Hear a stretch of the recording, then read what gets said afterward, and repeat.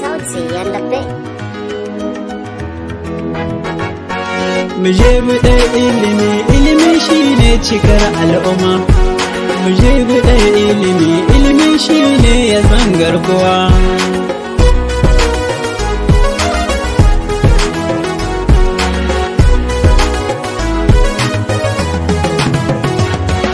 Ubangiji jalli sarki Allah kai na sanya a farko, kai kake bani iko sai ka so zan mika sako. Jama'a gaba ɗaya mu duk kufa neman ilimi sai da dako. 'Yan ƙasa ta Nijar neman ilimi haƙi ne na kowa.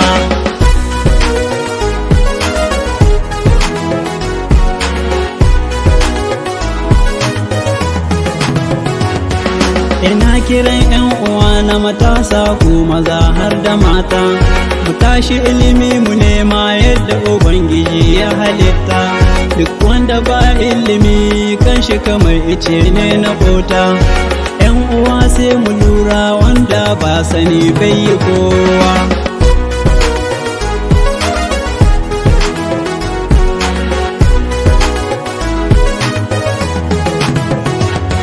Mushanni sai ku zabura yin aiki domin ƙasa. In kun hidda kiwya iliminmu zai zan busa. Abokane na ku tashi ku daina zaman banza matasa. Duk matashin da ba ilimi bai ci gaba rayuwa.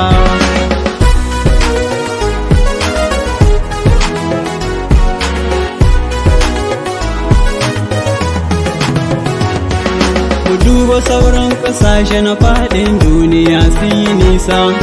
Kiniyar zamani in ba ilimi ba yinsa. Aikin hannu ne in ba ilimi ba yinsa.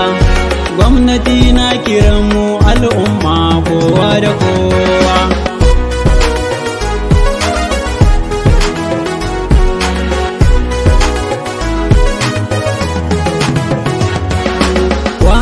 Ilimi sako ne nake sai ku lura, mu uwayen ɗiya mu tashi mu zan kulawa da yara.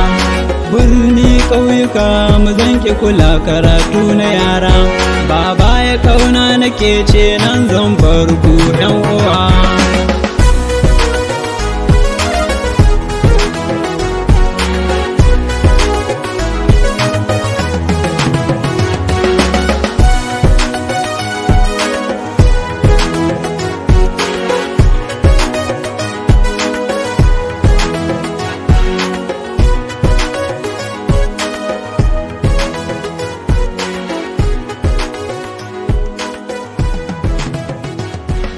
Allah ka ɗaukaka Nijar, ka ba mu kwanciyar hankali da lumana da zaman lafiya a musulman.